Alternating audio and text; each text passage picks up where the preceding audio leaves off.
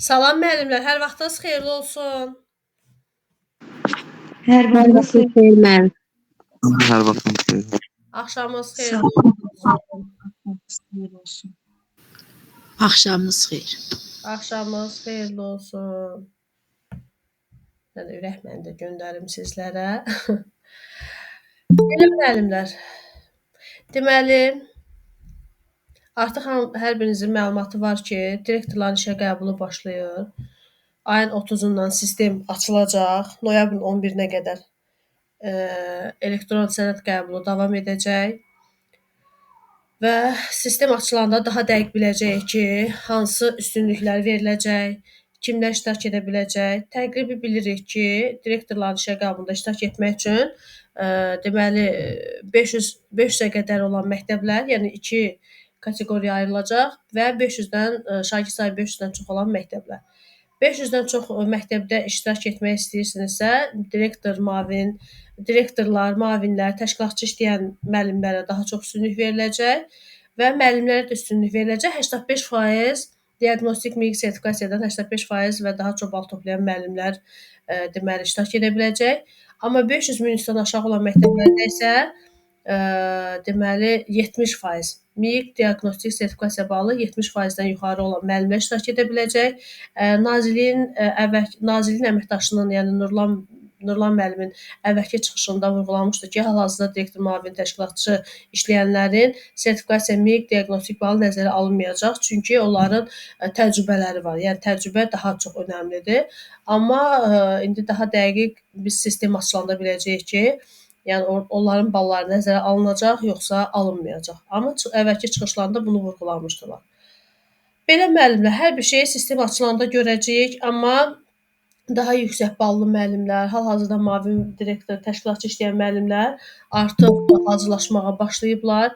Ona görə mən sistemin açılmasını və ayın 11-nə qədər sistemdə qeydiyyat davam edəcək və ayın 11-dən sonra o sənədlərin təsdiqi 1-2 həftədə yəqin o çəkər. Yəni ona görə mən bu qədər uzun müddətli gözləyə bilmərəm. Çünki konkret hazırlaşmaq istəyən müəllimlərin sayı çoxdur. Mən yeni qrupu açıram. Deməli, bir də sənədlərin ki, cavabları çıxacaq. Bir də ondan sonra yeni qrup açacağam. İmtahan tarixi haqqında hələ ki konkret məlumat yoxdur. Amma noyabrda eşitmişəm ki, yəni noyabrda olacaq. Noyabrın sonuna qədər bu proses yekunlaşmalıdır. Aydın Müəllimə, bəli. salam, axşamınız xeyir olsun. Müəllimə, mən tarix müəllimiyəm. Özüm də direktor müavini işləyirəm. Bu sertifikasiya imtahanımız yayda olacaq. Bəs onu necə nəzərə alacaqlar? MİQ balınızda müəllimə, MİQ ya da diaqnostik balınız nəzərə alınacaq. Ha, diaqnostik balım yüksəkdir. 52 topu. MİQ ya diaqnostik balınız nəzərə alınacaq. Belə müəllimlər. Çox sağ olun müəllimə. Sağ olun, siz də sağ olun. Sonra keçənki imtahanın hələ nəticələri, deməli müsahibə nəticələri hələ elan olunmayıb. Keçənki imtahanın, yəni direktor işə qəbulu 500+ direktor işə qəbulunun nəticələrinə əsasən, müsahibə nəticələrinə əsasən həm Bakı üzrə, həm də respublika üzrə çoxlu sayda müavinlər təyinat aldı, müavin və təşkilatçılar, amma direktorlar hələ təyinat almayıb, həvalədədir, əvəz etmədədir, yəni.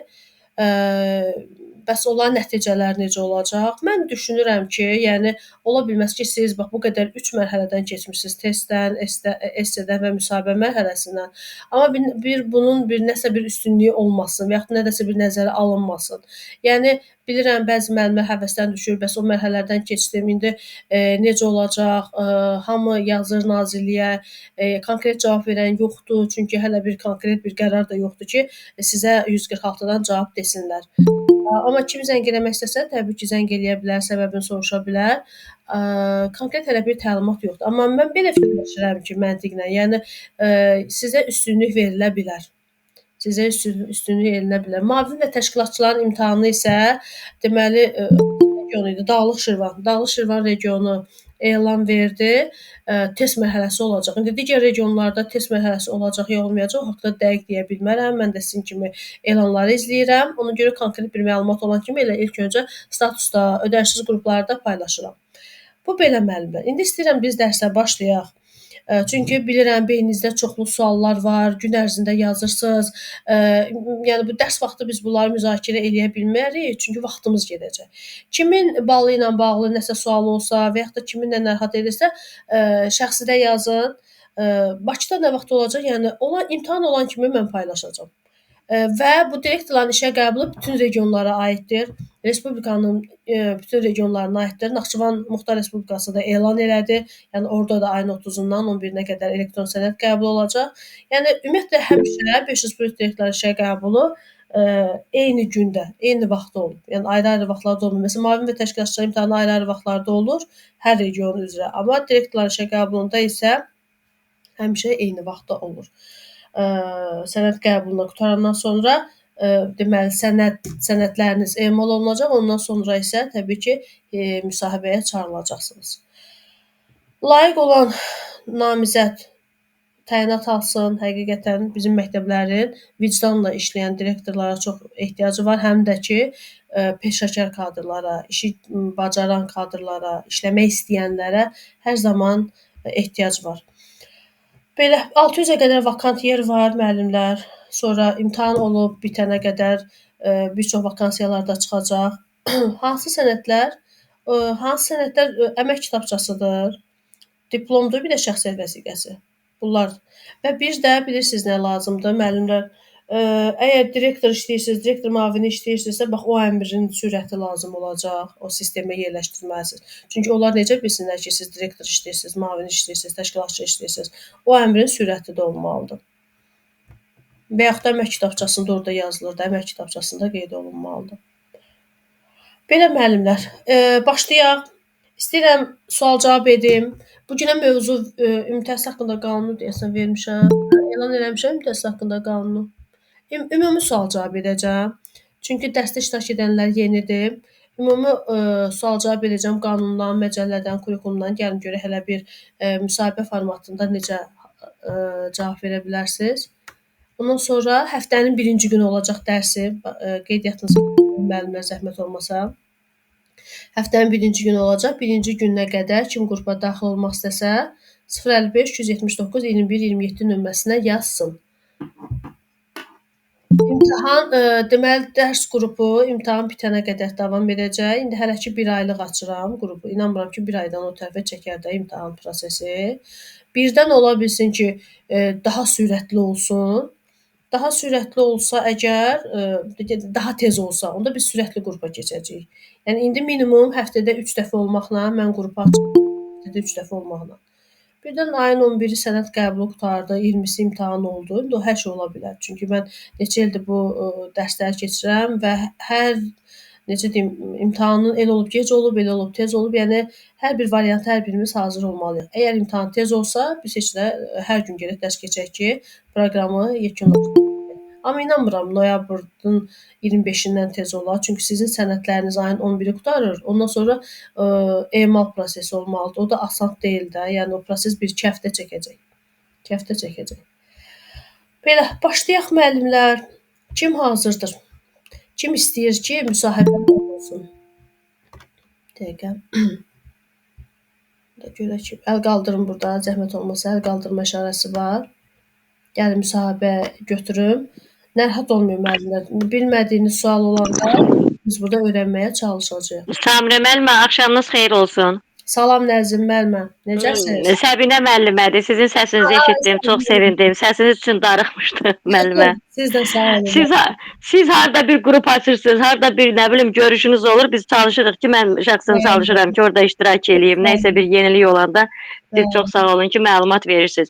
Samira müəllimə, biraz gec qoşulmuşam, bilmirəm. İndi yəqin məlumat verdiniz, verməzdiniz. Bəs bizim bu imtahanlarımızın indi bu qədər əziyyət çəkdik, zəhmət çəkdik. Dövlət özü də bu qədər xərc çəkdi. Görəsən bu imtahan axırı necə oldu? Yəni bu ləğv olundu mu? 146-ya yığın, maraqlanın. İnanırsınız ki, yığmışam. Dönə-dönə yığmışam. Axır o gün 2 gün bundan qabaq da yığdım. Nə bilim bir qız dedi sizi calaşdıracağıq. Sonra dedi ki, yox, calaşdıra bilmirik. Nə probleminiz var deyin. Mən də belə uzun-uzadı izah elədim ki, belə bir prosesdən keçmişik. İmtahanımızın nəticəsini bilmək istəyirik. Dedi ki, hələ onun haqqında dəqiq məlumat yoxdur. Dəqiq məlumat olanda sizə məlumat veriləcək. Elə bir dənə onu dedi, bəs salam, da ayrı bir şey demədi. Da bu dekabr ayında bilirsiniz də 1 il tamam olacaq artıq. Səbinə müəllimə, konkret burada o suala cavab tapa bilmirik. Ona görə yəni vaxtımız getməsin. Yəni dərsin əvvəli vaxtda da məlumat verdim. Yəni bir şey bilmək istəyirəm ki, ən azından siz nə qədər olmasa daha dəqiqini bilərsiniz. Yəni ola bilərmi ki, biz təzədən müsahibəyə çağırsınlar? Müsahibə vermişik artıq. Hər ehtimala qarşı qeydiyyatdan keçin, əlbəttə qeydiyyatdan keçin. Ola bilsin ki, sizə üstünlük verilsin ki, siz artıq o etaplardan keçmisiniz. Yəni hər ehtimala qarşı mütləq siz yenə də qeydiyyatdan keçin. Qeydiyyatdan yenidən keçin. Aha, indi görə icazə verəcəklərmi ki, qeydiyyatdan keçməyə? Yəni belə görürəm ki, yəni bunlardan icazə verərlər. Heç bir problem yoxdur. Niyə icazə verməsinlər? İnşallah ki, bir problem olmaz müəllimə. Oldu, çox sağ olun ay Samira müəllimə. Təşəkkür edirəm. Siz də sağ olun Səbinə müəllimə. Var olun, minnətdaram. Müəllimlər kimi müsahibə edək? Biraz tez olaq, xahiş edirəm. Əl qaldırın. Kimi soruşaq? Kimdən soruşaq, hə müəllimlər? Görək kim əl qaldı, ürəkli olan. Ha, əl qaldırıb burada indi görürəm. Xəylə Xudiyeva. Xəylə müəllimə salam. Salam Samira müəllimə, axşamınız xeyir olsun. Axşamınız xeyirli olsun. Özünüzü təqdim edin zəhmət olmasa. Xudiyeva Xəyalə İlyas qızı, Yevlax rayon Tariyə Səmədov adına Varvara kənd orta məktəbinin təlim-tərbiyə işləri üzrə direktor müavini. Müəllimlərin işə qəbulu imtahanında iştirak edərək 49 bal toplamışam. Neftçala, Biləsuvar rayonlarında fəaliyyətimi davam etdirmişəm. Daha sonra direktor müavinlərin işə qəbulundan keçərək deməli Yevlax məktəbinə təyinat almışam. Bundan əvvəl Mingəçevir məktəbində də fəaliyyət göstərmişəm. Belə Mərkəzi Rayon Regional Təhsil İdarəsi tərəfindən keçirilən tipi layihəsində B kateqoriyasına layiq görülmüşəm.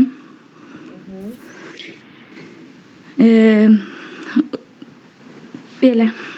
Müəllimə, indi həyəcanlısınız çünki hazırlıqsınız. Bəli. Başa düşürəm ki, bu B kateqoriyasını almaq, yəni bu sizə üstünlüyünüzdür. Dəqiqə. Və onu mütləq orada vurğulayın. Deməli,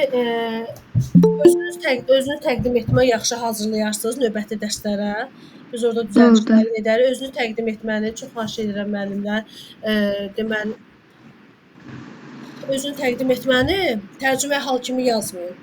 Yəni nailiyyətlərinizdən, uğurlarınızdan, şagirdlərinizin uğurlarından, özünüz hansı təlimlərdə iştirak etmisiniz, hansı nailiyyətləriniz var? Mingəçevir şəhər üzrə keçirilən deməli monitorinqdə Mingəçevir şəhər üzrə ibtidai sinif müəllimiyəm, müəllim özüm. Monitorinqdə sinifin 1-ci yeri tutaraq təhsil sektoru tərəfindən fəxri fərmana layiq görülmüşəm. Bunu mütləq çünki monitorinq üzrə əgər siz yaxşı nəticə toplayırsınızsa, bu sizin nailiyyətinizdir.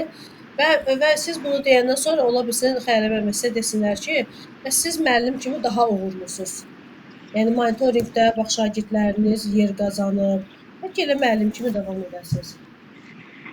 Mən özüm direktor müavini kimi də uğurlu hesab edirəm. Çünki fəaliyyətim dövründə artıq 3 il olacaqsa fəaliyyət göstərirəm. Mən getdiyim vaxt məktəbimizin nəticələri çox aşağı idi. Ancaq hal-hazırda 4, 6, 9-cu siniflərin nəticəsinə görə Yevlax rayonu üzrə orta sıralarda gedirik. Halbuki həmin məktəb çox aşağı sıralarda gedirdi. Keçirdiyimiz monitorinqlər, psixoloji söhbətlər nəticəsində nəticələrimiz qalxmışdı, irəliləmişdi. İndi müavin işləyirsiniz siz? Bəli, hal-hazırda mən təlim-tərbiyə işləri direktor müavini işləyirəm. Aha, aydındır. Bir də deyirsiniz o orta sıralarda o balı mütləq öyrənin, yaxşı? Çünki siz direktor olmağa hazırlaşırsınız. Müəllimə, bizim balımız mən demək 9-cu sinif nəticəsinə görə 115.8-dir ortalama balımız. Yəni bizdə qeyd edilmir ki, bizim Gəl onu qeyd edilmir. Mən sizə deyim hardan öyrənəcəksiniz. Mənim məktəbim Bilirəm, lazım var. məktəb Orada bilirəm, orada var. sizin rayon üzrə məktəblərin nəticələrinə baxın. Onda siz o nəticəni görəcəksiniz. Mənim Bəli, bizdə belə bir Samirə müəllimə, belə bir iş olur. Bizdə hər zaman təhsil sektorumuz bizi dəvət eləyir. Həmin orada ən aşağı nəticələr, bir də ən yüksək nəticələri məsələn bu il qeyd elədi. Yəni ancaq orta sıralarda olan qeyd olunmadı da, belə deyim. Baş üstə müəllimə ora daxil olub öz nəticəmizi baxın. Mingəçevir yoxsa Yevlax? Yox, mən Mingəçevir qeydiyyatındayam hal-hazırda. Ancaq İşlədiyiniz məktəblərə baxır. İşlədiyim məktəb Yevlax rayon Tariyə Səmədov adına Varvara kənd orta məktəbidir. Mingəçevirdə müəllim kimi fəaliyyət göstərirəm. Göstərmişəm vaxtilə, ancaq hal-hazırda müavin kimi fəaliyyət göstərirəm müəllimə. Tanrıqulu dediniz. Yevlax rayon Varvara kənd orta məktəbi. Bir dəqiqə burada hardadır? Bəli. Yevlax rayon Tariyə Səmədov adına Varvara kənd orta ümumi təhsil məktəbi. Görün burada var. Hə, gördüm. Varvara kənd orta məktəb. Bəli. Bax, bu sizin məktəbinizin göstəriciləridir. Burada 95-ci ildəndir. Bura girirsiniz. Buranı edirsiniz 2024. Keçən nəticəsi yerləşdirildi. Bu ilin nəticəsi də yəqin 1-2-3 aya yerləşdirildi. Bəli, inşallah müəllimə baxaram. 9-larımızın nəticəsidir. Bəli, qalxıb. Baxırsınız. Rayon üzrə müqayisə edirsiniz ki, görək sizdə necədir vəziyyət.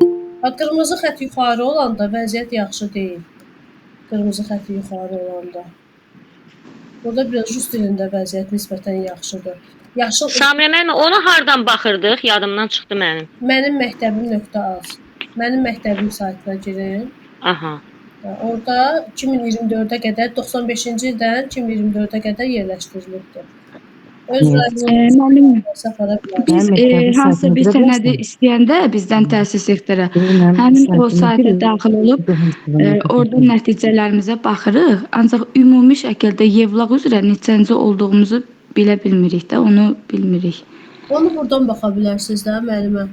Yaxşı müəllim. Burada müqayisə edəcəksiniz özünüz ilə digər nədir balları, digər məktəbin ballarını. Ümumi olaraq burada görürsünüz hər şey yazılıb. Sizin məktəb haqqında hər şey yazılıb. Müqayisə edəcəksiniz və görəcəksiniz ki, rayon üzrə neçənci yerdəsiniz. Aydın oldu? Bəli müəllimə, başlayın. Sayt deməli gedir mənim məktəbim. Burada bütün məktəblər yerləşdirilib. Naxçıvan Muxtar Respublikasında yerləşdirilib. Baxın, məktəb Edu.az bu sayt. Bu saytı yadınızda saxlayın. Məktəb Edu.az. Yaxşı müəllimə, deməli siz B kateqoriyası da almısınız. Bu B kateqoriyası sizi direktorluğa aparmaqda sizə dəstək olacaq. Yəni sizin üstünlüyünüz olacaq. İndi siz müavin işləyirsiniz, düzdür? 3 ildir müavin işləyirsiniz. Hər kəsə fərqli suallar. Bax, siz 3 ildir müavin işləyirsinizsə, sizə sual veriləcək ki, bu 3 ildə nə etmisiniz? Düzdür? Hansı nailiyyətiniz olur? Sizə bu istiqamətdə sual verəcək. Yəni 3 il və yaxud da az deyilmi ki, siz direktor olmağa gedərsiniz? Yəni azdır da bir neçə ildə işləyəsiniz ki, ondan sonra direktor olasınız. Yəni bütün bu suallara hazır olmaq lazımdır. Bu 3 ildə hansı nailiyyətləriniz var? 3 il müddətində məktəbə daxil olduqda həmin məktəbdə həqiqətən də intizam deyə bir şey yox idi. Yəni Varvara məktəbində həqiqətən belə bir şey yox idi. İlk növbədə intizam yaratmağa çalışmışıq. Çalışmışıq ki, müəllimlər yerində olsun, şagirdlər yerində olsun, yəni davamiyyət. İlk növbədə davamiyyəti düzəltməyə çalışmışıq. Daha sonra şagirdlərlə, müəllimlərlə mütəmadi iclaslar təşkil eləmişik, valideyn iclasları, müəllimlərlə pedaqoji şura iclası, növbədən kənar pedaqoji şura iclasları olub. Bir çox məsələlər qaldırılıb. Həmin məsələləri yavaş-yavaş həll etməyə çalışmışıq. Sənədləşmə problemimiz var idi çox. Hal-hazırda sənədləşmədə problemimiz yoxdur. Demək olar ki, düzdür, bütün məktəblərdə var. Ancaq mən çalışıram ki, bizim məktəbimizdə sənədləşmədə problem olmasın. Hətta deməli, keçən il Yevlax rayon dəstəkləmə komissiyasının üzvü 3 nəfər seçilmişsə, biri də mən idim. Deməli, dəstəkləmə komissiyasının üzvü olaraq Yevlax rayon məktəblərinə dəstəkləmələrə gedirdim. hər məktəbdən deməli bir şey öyrənmişdim. Deməli özüm gedə özüm də öyrənirdim. Həmin onlar da gəlib məktəbimizə tətbiq eləyirdim. Sonra 4-cü sinif ibtidai sinif müəllimi olduğumdan 4-cü sinif ibtidai sinif müəllimlərinə daha çox dəstək oluram, belə deyim. Həqiqətən də monitorinqlər tez-tez keçiririk, valideyn iclasları keçiririk. Mən monitorinqlər keçirəndə Samirə müəllimə mənə qeyd olundu ki, bizim məktəb indiyə qədər monitorinq deyə bir şey görməyib. Ancaq biz onu keçiririk, dərhal nəticələri, orta bal hamısı hesablanır, qruplar artırır və qruplarda belə deyim, valideynlər arasında rəqabət yaranmağa başlayıb. Bu rəqabət nəticəsində irəliləmə var şagirdlərdə. Çox böyük irəliləmələr oldu həqiqətən də. Belə yavaş-yavaş artıq bizim məktəbimizdə çox böyük nizam-intizam yaranıb şagirdlərin nəticələrində. Müəllim Şagirdlərin Mikrofon bağlayın, Afət müəllimə. Afət müəllimə, mikrofon bağlayın. Afət müəllimə. Hətta 6-cı sinifimiz Kür sinifi idi, yəni belə deyim də öz dilimizdən desək, ancaq onlardan da nəticə ala bildik biz. Fən müsabiqəsi, olimpiyadalar üzərində çalışırıq, çox böyük çalışırıq. Hal-hazırda qüvvəmizi sərf edirik ki, nəticə əldə eləyək. Yəni maksimum nəticələr əldə eləyə bilmirik o tərəfdən. Kəsirlərimiz var, ancaq çalışırıq ki, onu da həll eləyək. İnşallah mən ümid edirəm ki, bu illərim axıra qədər gedə bilərik inşallah. Belə çox danışa bilərəm, başınızı yormayın. Bəli, müəllimə. Deməli, sizdən də var. İnşallah sözünü müsahibədə demirik, yaxşı. Çalışırıq, Yaxşı, müəllim. kollektivlə bir yerdə. Bu küf sinif nə idi? İlk dəfə də eşidirəm bu sözü. Müəllim, sizə deyirəm, sizin üçün deyirəm, yəni orada ümumiyyətlə o sözü işlədəsi deyiləm, yəni ümumiyyətlə deyirəm, yəni bu dərslərə niyə qatmırsınız? Mən sizdən müsahibə götürürəm və siz elə bilin ki, komissiya qarşısında siz müsahibə olmursunuz. Elə mənimlə orada necə cavab verəcəksinizsə, o tərzdə danışın. Yaxşı müəllimə? Yəni bu küf sinifi bu birinci dəfədir bu sözü eşidirəm. Bir də müəlliməm, bax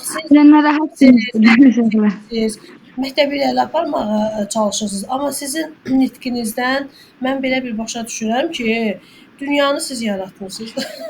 Siz olmasanız bu günəş çıxmaz. Siz olmasanız bu ay olmaz.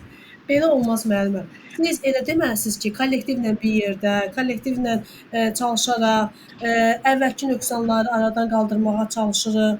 Yəni mən deməyək, yaxşı? Yəni çatışmayan cəhətləri çalışırıq ki, kollektivlə bir yerdə fəaliyyət planına əsasən aradan qaldıraq və bizim məktəbimizdə direktor yox idi müəllimə. Elə bir ki, bizdə problem var idi da, yəni belə deyim, direktor əvvəldə işləmişəm. Problemi regional bilir olsun. Bəli. Direktor yox idi. Bir il olar direktorumuz gəlibdi. Həqiqətən də çox yaxşı insandır, həqiqətən də. Belə həm özü psixoloqdur, psixoloq olaraq gəlibdi bizim məktəbimizə. Adı nədir? Dəstək. Adı nədir? Mehriban müəllimə. Mehriban müəllimə. Aha. Bir də Xəyrə müəllimə.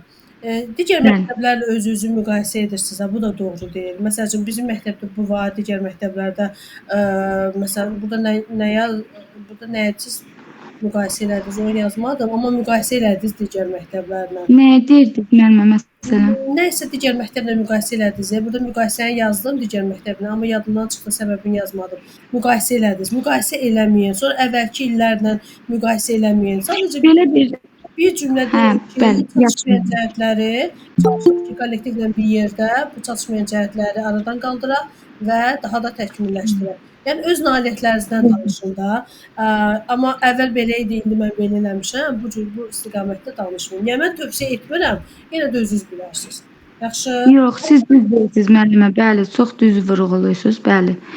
kollektiv olaraq demək lazımdır. Həmişə də elə demişəm müsahibələrimdə. Bilməlisiniz axı, siz onu tək də edə bilməlisiniz. Bu birincisi də ki, əgər siz onu tək edirsinizsə, deməli siz məktəbi avtoritar rejimdə idarə edirsiniz. Siz məktəbi demokratik Mən sizə bir şey deyim. Yəni bizim həqiqətən də sözün əsl mənasında yaxşı kollektivimiz var o barədə. Yəni psixoloqumuz da yaxşı işləyir, təşkilatımız da işləyir. Yəni təzə təyin olunubdur, direktorumuz o da yaxşıdır. Yəni həqiqətən də. Mən tədris işləri üzrə direktor müavini öz üzərimə düşənləri deyirəm mən. Mən ümumi, yəni bəli, ümumi bizim kollektiv həqiqətən də biz birlikdə işləyirik. Yəni həqiqətən də bu belə. Siz məktəbin Bəli. fən müəllimləri ilə əməkdaşlıq edirsiniz. Siz tapşırıq Bəli. direktorun verdiyi tapşırıqları siz müəllimlərə verirsiniz, sonra o işə təşkil edirsiniz, nəzarət edirsiniz. Ona görə də deməli kollektivlə bir yerdə demək lazımdır. Yaxşı müəllimə, gəlin biraz qanunlardan danışaq. Bu il tədris planında hansı dəyişikliklər olub? Tədris planında hansı dəyişikliklər olub? Deməli, biologiya dərsində artım oldu 1 saat. Həyat bilgisi dərsi çıxarıldı. Tədris planındakı dəyişiklik bundan ibarət oldu. Deməli, 8-ci sinifdə artıq həyat bilgisi fənni yoxdur. O 1 saat verildi biologiya fənninə. Bir dənə həyat bilgisi 9-cu sinifdə qaldı. Sonra 5-ci, 6-cı siniflərdə rus bölmələrində Azərbaycan dili fənni sırf Azərbaycan dili Azərbaycan tarixi fənni Azərbaycan dilində keçiriləcək. Əvvəl keçən il 5-ci sinifdə idi, bu il 6-cı sinifdə. Yəni rus bölməsinin 5-ci, 6-cı sinifləri Azərbaycan tarixini rus dilində keçə bilməzlər, ancaq Azərbaycan dilində keçəcəklər. Bir də rus bölməsində ikinci xarici dili 9-cu sinifdə yığışdırdılar. Bir də qaldı 10-11-ci sinifdə, daha olmayacaq. 9-cu sinifdən 1-dən 9-cu sinifə qədər, 5-dən 9-cu sinifə qədər rus bölmələrində ikinci xarici dil fənni yoxdur. Ancaq 10-11-ci sinifdə var. Aydın oldu? O da nəyə görə? Rus bölmələrində müəllimə? Bəli, rus bölmələrində. Bəli, müəllimə oldu. Siz məktəbdə məlumat bir müavinsiniz, yoxsa başqa müavin də varsınız? Müəllimə, bizdə şagird sayı azdır. 261 şagirddir. Bizdə rus bölməsi yoxdur. Rus bölməsi yoxdur, amma o demək deyil ki, qanunu bilməliyik. Bəlkə siz elə Bəli, bilməliyik. təyinat verəcəklər ki, orada bilməlisiniz. Aydın oldu? Rus bölməsində yadınızda saxlayın, Azərbaycan tarixidir, hərbi dərslərdir və sonra zəfər tarixidir, ortaq türk tarixidir. Bu fənlər Azərbaycan dilində keçirilir. Hərbi dərslər də bizim dilimizdə keçirilir. Dövlət dilində keçirilir. Aydın oldu? Çox sağ olun, məlumatınıza görə. Bəli, müəllimə, çox sağ olun. Məktəb qruplarında minimum neçə nəfər olmalıdır? Necə müəllimə? Məktəbə hazırlıq qruplarında minimum neçə nəfər olmalıdır? Minimum, müəllim, o baxır, məsəl üçün 8 nəfərdən də açılır, 10 nəfər olsa da açılır, yəni belədir. Razılaşma yolu ilə təhsil sektoru ilə, regional təhsil idarəsi ilə. Kənd və qəsəbədə 10 nəfərdir, şəhərlərdə 15 nəfərdir, amma 5 və 9, 5, 6, 7, 8, 9 nəfərlə də açıla bilər. O halda ki, orada deməli şagird yoxdur da. Yəni 5 dənə şagird varsa, baxacaqlar görə yaxınlarda məktəb yoxdursa, digər məktəblər yoxdursa, ki, orada məktəbə hazırlıq təşkil olunsun və yaxud da bağça yoxdursa, onda bu 5 dənə uşaq hara getsin? Yəni bir dənə bu məktəb var. Ona görə regional ərazini təhlil edəndən sonra icazə verəcək açmağa. Amma 4 dənə şagirdə görə açmayacaqlar. Yadınızda saxlayın. Müəllimə, 5 dənə şagirdlə deməli açılır. Xüsusi hallarda açılır, hə, xüsusi hallarda açılır. Ərazi təhlil olunur regional tərəfindən, baxırlar bağça varmı, başqa məktəb varmı, yaxın məktəbdə bəlkə məktəb hazırlıq keçirilir. O halda icazə verməyəcəklər.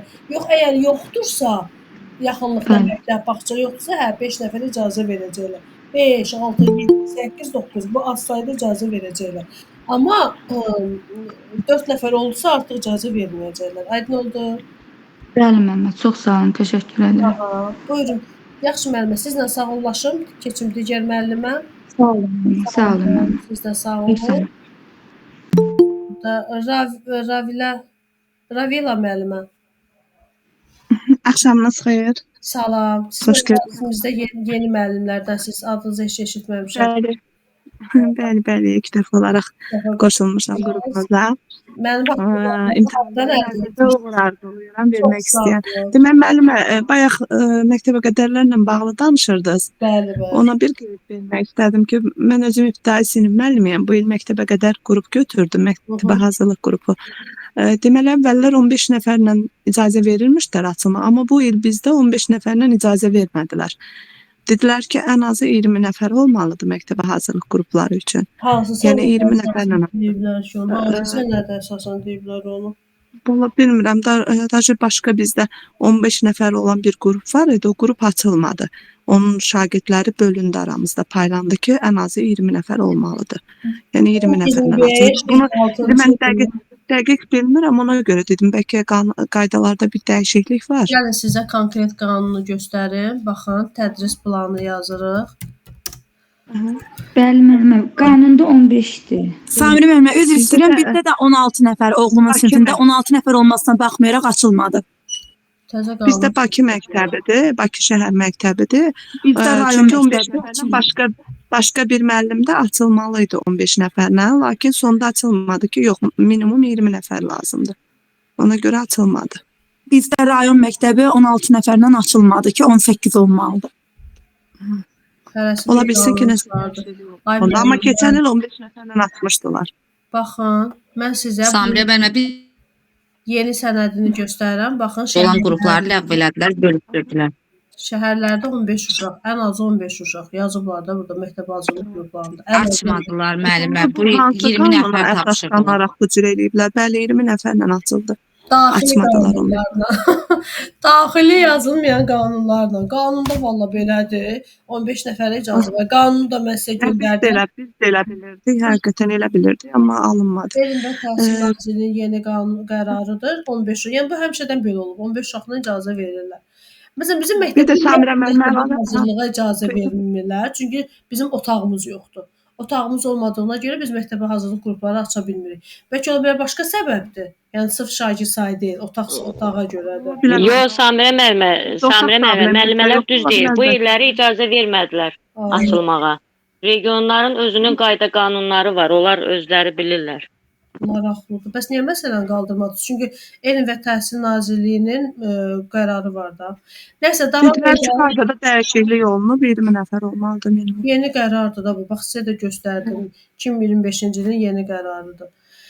Yəni hal-hazırda o açılmayan sinifin uşaqları, məsələn, məndə qrup açılıb, dinləyici kimi mənim sinifimdə otururlar və yaxud başqa paralel müəllimin sinifində otururlar. Dinləyici kimi ümumiyyətlə qanunda elə bir şey yoxdur. Yəni necə adları keçməyib də bizə elektron qəbuldan da elektrondan keçməlidirlər axı. Oradan keçməyiblər. Adları öz müəllimlərindədir. Nəsə mənə qaranlıq qaldı. Bunun bir dənə müəllimə yazarsınız, burada bunu müzakirə eləməyək, vaxtımız getməsin. Öz-özü təqdim edin, olmasa öz-özü təqdim edin, başlayaq. Hüseynova Rabilə, Nəsimi rayonu 240 nömrəli tam orta məktəbdə ibtidai sinif müəllimiyəm. Elə Samirə xanım soruşmaq istəyirdim. Mən direktor müavini kimi vəzifədə işləməmişəm. Sadəcə olaraq 12 illik təcrübəm var. İbtidai sinif müəllimi kimi direktorların işə qəbul imtahanında iştirak edə bilərəm ya yox? Sizin sertifikasiya balınız nə qədərdir? 54 baldır birinci hissədən, müsahibədən isə 37 bal. Neçə bal eləyir? 91 bal. Bəli, bəli. İndi sistem açılsın, mənə elə gəlir sizə icazə verəcək. 85%-dən yuxarıdır da müəllimə. Məncə siz işlərsiniz. Yəni müavin işləməsək belə icazə verilir, hə, Samirə xanım? Bəli, çünki sizin kurikulumunuz yüksəkdir, ixtisasınız yüksəkdir. Yəni balınız 91%. Yəni siz iştirak edəcəksiniz. Buyurun, özünüzü təqdim edin. Tamamlayın təqdim etməni. 12 ildir ki, ibtidai sinif müəllimi kimi çalışıram. Yəni inşallah qismət olarsa direktor kimi də fəaliyyətimi davam etmək istəyərəm. İndi hələ ki hazır deyilsiniz müəllimə müsahibəyə. Ona görə belə deyək də, mən inanıram ki, yaxşı bir təqdim etmə hazırlayacaqsınız. İnşallah, yəni hazırlaşmam sadəcə olaraq bir ilk dərsiniz indi mən də qoşuluram, yəni. Özünü təqdim etməyə nümunə göndərəcəm. Orada nümunəyə əsasən hazırlayacaqsınız. Baxın, indi mənim bir dənə qrupum var. Mən ora nümunələri göndərirəm. Dəqiqə. Dəqiqə.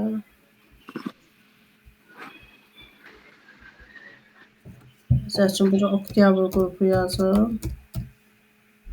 Görüm açılacaq.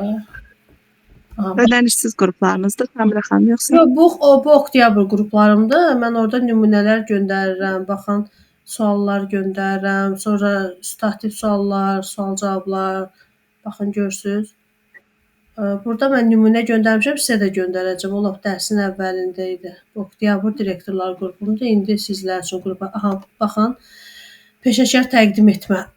Yəni bu istiqamətlərdə siz buna baxıb, buna uyğun nümunə hazırlaya bilərsiniz. Bunu göndər. Hazırlaşıram. Yəni sırf o yöndə hazır deyiləm bu gün. Bəli, onu Ona görə göndərəcəm. həm də Onu göndərəcəm. Siz nədir? Ona uyğun hazırlaşacaqsınız. İstiqaməti ona uyğun götürəcəksiniz. Aydın oldu? bəli. Sonra Yəni amma şansım az olar, hə Səmirə xanım? Bir də ona aydınlıq gətirib. 91 ballı şansın niyə az olsun ki? Sizin Nə şansınız mənada deyirəm, hər halda yəqin ki, direktor müavini işləyənlər daha, yəni üstün. şansları məndən Birinci çox onlara olar ki, üstünlük üstün. veriləcək. Onlar da ki, müsahibədə yaxşı cavab versə. Üstünlük bilirsiniz nə deməkdir? Baxın, siz də yaxşı cavab verirsiniz, onlar da yaxşı cavab verir. Onda üstünlük ona veriləcək. Hazırda müavin işləyənə. Yox, əgər o müavin işləyir, amma çox-çox aşağı səviyyədə müsahibədə iştirak edirsə, təbii ki, ona üstünlük verilməyəcək. Müsahibədə daha yaxşı cavab verən müəllimə üstünlük veriləcək. Üstünlük o deməkdir ki, yəni ikiniz də eyni səviyyədə cavab versəniz, o halda üstünlük ona veriləcək. Amma müəllim var ki, 91 bal toplayırsınız, müsahibəyə yüksək səviyyədə hazırlaşırsınız, təbii ki, üstünlük sizdə olacaq. Aydındır. Təşəkkürlər. Çox sağ olun ətraflı izahınız üçün. Aha, siz 12 ildir iptidai müəllimi işləyirsiniz və 12 ildir iptidai müəllimi kimi hansı nailiyyətləriniz var? Həmçinin də məktəbimizdə metod birləşmə sədriyəm. Sonra bu ildə metodistlərin müsahibəsindən uğur qazanmışam. Sonra şagirdlərimlə də nəticələrimiz yaxşıdır. Məsəl üçün 4-cü sinifin monitorinq nəticələrində 2 alan şagirdimiz olmamışdır. Qeyri-kafi qiymət alan şagirdimiz olmuyor. Bəli. Sonra nələr deyim? Müəllimə, siz rahat bir vaxtda bütün o 12 il beyninizdə təhlil edirsiniz. Sonra ibtidai sinif müəllimləri diqqətli olun. Sizin şagirdləriniz 4 ildən sonra yenidən 1-ci sinifi götürürsüz, amma 4-ləri ki buraxırsınız siz, onları izləməlisiniz. Düz 11-ci sinifə qədər onları izləməlisiniz. Ki, məsələn, məktəbdə belə görürsünüz, olimpiyada keçirilir, müsabiqə keçirilir, düzdür? Siz bu uşağa 4 il dərs demirsiniz. Siz bilirsiniz ki, bu uşaq olimpiyada olduqda yaxşı nəticə verə bilər. Siz həmən o uşaq... Səmirə xanım, yuxarıları qeyd eləyə bilərik. Elə məsəl üçün, mənim uşaqlarım var ki, 4-cü sinifdən yuxarı siniflərdə olimpiyadalarda iştirak eləyiblər. Məsəl üçün, bu il yüksək nəticə ilə ali məktəbə qəbul olublar. Bunları biz qeyd eləyə bilərik iptidai sinif müəllim olaraq. Yoxsa bizim nəticəmizə daxil etmirlər bunları. Müəllimə, təməlini siz qoymusunuz. Təməl çox önəmlidir. Əlbəttə onları siz vurğulamalısınız. Və yuxarı sinif müəllimləri mütləq aşağı sinif müəllimləri ilə əlbir olub işləməlidirlər. Qarşılıqlı əməkdaşlıq olmalıdır. Məsəl üçün, mən bu il 8-ci sinifə dərs deyirəm fizikadan, düzdür? Sizcə bir olimpiyada keçiriləndə mən daha çox onu necə deyim bilərəm ki, hansı uşaq daha nailiyyətli olar? Yoxsa onun həm iptidai sinif müəllimi, həm də keçənki müəllim o daha yaxşı bilər də, çünki o 1 il ona dərs. Təbii ki, iptidai sinif müəllimi daha çox zaman keçirdiyi üçün uşaqlarla, o daha yaxşı tanıyır uşaqları. Yəni 4 il az zaman deyil. Bəli, bilər ki, bu uşaq daha yox texniki yönümlüdür, humanitar yönümlüdür. Yəni dəstək ola bilər. Mütləq əməkdaşlıq eləmək lazımdır aşağı sinif müəllimləri ilə. Sonra metodistlərin imtahanda iştirak eləyib, siz məktəbə metodist təyinatı almamısınız da, sadəcə metod birləşmə rəhbəri işləyirsiniz. Mən hal-hazırda təlimlərdə iştirak edirəm. Müsahibədən keçmişəm. İndi bizə təlimlər keçirilir. Təlimin sonunda da yəqin ki, seçim edəcəklər də metodist kimi. Deyirəm, onu deməyin. Niyə? Çünki sizə dövlət pul ayırır, düzdür? Metodistlərə pul ayırır, o təlimlərə pul ayırır. Və siz o imtahanda iştirak etmişsiniz, o təlimlərə gedirsiniz. Sonra sizə o təlim nəticəsinə əsasən sizə təyinat verilməlidir məktəbdə metodist kimi. Sonra da belə deyək də sizi direktor təyinat versinlər. Yəni bu sizə mane olacaq, mən sizə deyim. Çünki Aydındır. hətta elə bir müəllimim olub ki, o metodistlərin imtahanda iştirak etdiyinə görə onu direktorlar müsahibəsinə çağırmayıblar ki, siz metodistlərin imtahanda iştirak edin. Aydın. Hə, bax müəllimə, onu deməyin, yaxşı. Bəli, bəli. Oldu baş üstə. Yaxşı bir şeydir, amma sizə mane olacaq. Deyəcəklər ki, Bəli, bəli. metodist işləyin. 2-3 ildən sonra gələrsiniz. Deməyin. Aydındır, haqlısınız. Ağla batan fikirdir. Hə, mən görmüşəm müəllim, ona görə sizə bunun tövsiyəsini edirəm. Belə, müəllimə, onda siz müəllim kimi işləyirsiniz. Siz hələ bu Bəli, mən hazırlaşım, amma siz digərlərinə müsahidə edin. qanunlardan sual versəm zaten bilməyəcəksiniz. Çünki evə tapşırıq göndərməmişəm. Samira xanım, hazır deyiləm. Ümumiyyətlə, yəni bu barədə hələ çox düşünmürdüm. Elə anidən qarşıma keçdi biraz. Mən də düşündüm ki, bəlkə sınayım özümü. Ona görə. Sən balınız yüksəkdir. Onda Samira xanım, Daha doğrusu əvvəl elə bilirdim ki, mütləq müavin işləməliyəm da. Amma bu il oxudum ki, yəni sertifikasiya balı yüksək olduqda qeydiyyatdan keçə bilərik. Ona görə özümü sınamaq qənaətinə gəldim. Yəni hazır deyiləm. Samira xanım, çox sağ olun. Şatirasınız, sağ başlayın məni. Buyurun, bağlayın mikrofonu. Sonra burada kim var, kim yox? Tamara müəllimə. Mənim gözəl məlahətli müəlliməm. Salam müəllimə, axşamınız xeyir. Axşamınız xeyirli olsun. Necəsiz? Yaxşıyam müəllimə, çox sağ olun. Sizi dinləyirəm bayaqdan. Mən inansız müəllim danışanda nəsə elə bir o ilahi qüvvə gəlir ki, bu insan direktor olacaq. Bilmirəm də. Yəni özündən İnşallah. nasıl deyir ki, Orada inşallah deməyəcəm, amma indi deyirəm. Sizin yanınızda deyirəm. deməli baxın bizim o bir siz oktyabr qrupun müəllimisiz də. Orada bir Lamiyə Bəli, müəllimə var idi. Hər dərsdə ona demişəm, hər dərsdə. İndi də direktor əvəzi işləyir. Bəli, o artıq. İmtahana da hazırlaşır, inanmırdı. Təsəvvür eləyin ki, ona bu təklif gələndə məni həmin gün nə qədər yığıb mən də dəstə olmuşam, onda cavab verə bilmirəm. Yəni ilk sevincini mənimlə bölüşüb. Yəni həmişə mənə deyir ki, Samim siz hardan bilirsiniz? Mənim bu necə daxildən bir hiss gəlir də mənə. Bax Tamara müəllimə sizdə də eynidir. İndi o bir müəllimlər soruşacaq ki, bəs sizdə necə olur? Məndə elə bir hiss olanda narahat olmayın. Sizin hər birinizə deyirəm. Bir güllü müəlliməm var idi, inanmırdı. Ay müəllimə, yox, haradır? Bax indi də müavin təyinatı alıb, indi direktorların işə qəbuluna da hazırlaşacaq. O da 60 bal toplayıb, yüksək ballı müəllimdir. Tamara müəllimə, başlayaq. Siz qanunları bilirsiniz. Çünki oktyabrdan bazanız var, düzdür? Bəli, bu birinci ilk dərsə qoşulmamışdım, amma hazırlaşmışdım mən. Bəli. İndi necə? Siz özünüzü təqdim edin, digər müəllimlər də sizi dinləsin. Mən dinləmişəm, istəyirəm ki, digər müəllimlər də sizin təqdim etməni dinləsin. Bəli. Evet. Cəfərova Tamara Eynal qızı, Xaçmaz rayon İlqar Mujdabayev adına Alçıqışlaq kənd tam orta məktəbinin ibtidai sinif müəllimiyəm. 29 yaşım var, 7 ildir pedaqoji fəaliyyətlə məşğulam. 2019-cu ildə Azərbaycan Dövlət Pedaqoji Universitetini bitirib, 52 balla müəllimlərin işə qəbulu müsabiqəsində uğur qazanaraq pedaqoji fəaliyyətə başlamışam. Pedaqoji fəaliyyətə başladığım ilk ildən məktəb fəaliyyətində uğurlu addımlarım olub. Bu yöndə məktəb rəhbərliyi tərəfindən 2 dəfə fəxri fərmanla təltif olunmuşam. Sonra bağışlayın müəllimə. Sertifikasiya müsahibəsində 54 bal, müsahibə mərhələsində isə 37 bal toplayaraq sertifikasiyanda uğurla başa vurmuşam. Fəaliyyətimin bir hissəsi inklüziv təhsillə bağlıdır. Məktəbimizdə evdə təhsil alan, fərdi təhsil alan şagirdin təlim-tərbiyə işi ilə mən məşğul oluram. Artıq 4 ildir ki, bu yöndə uğur qazanmışam və inklüziv təhsillə bağlı təlimlərdə iştirak edərək sertifikat əldə etmişəm.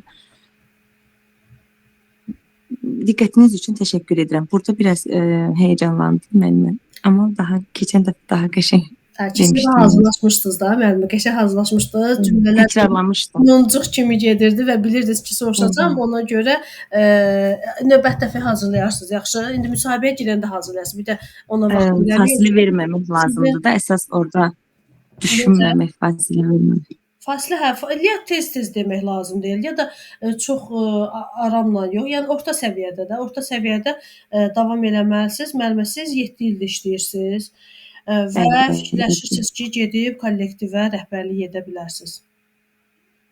Yəni bu Bəli, bəli. 29 Artıq yaş özümdə o məsuliyyəti hiss edirəm ki, yəni mən o məsuliyyəti götürə bilərəm.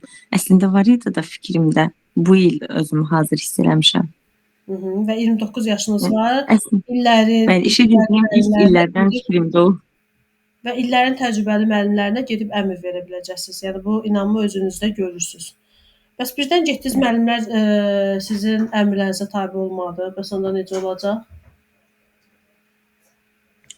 Yəqin ki, belə bir şey mümkün olmaz. Əlbəttə Oldu ki, da, məsələn, mənim müəllimlərim olub ki, gedib kollektiv onu qəbul eləməyib. Necə deyim, yəni hamısı kollektivin içərisində onlara da özümə də müəllim olub ən ki, azı bir-birimizi tanımaq şansı verərəm.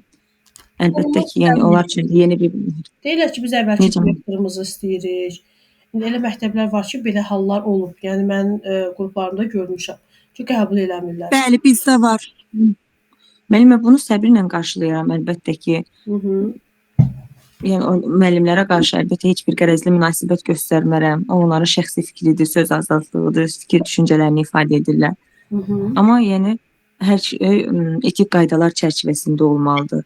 Yəni nə onların şəxsiyyətinə toxunulacaq bir hərəkət etmərəm, nə də onlara icazə vermərəm ki, mənə qarşı belə bir addım atsınlar. Tamara müəllimə, bir müəllim sizin əmrlərinizə tabe olması üçün birinci onun ürəyini ələ almalısınız, düzdür? Onun ürəyini ələ almaq üçün də birinci siz vicdanla işləməlisiniz. Əgər siz vicdanla işlədikdə, qarşı tərəf görür, sizin nailiyyətlərinizi, məktəbə necə uğur gətirirsiniz, onda istər-istəməz onlar sizə tabe olacaqlar.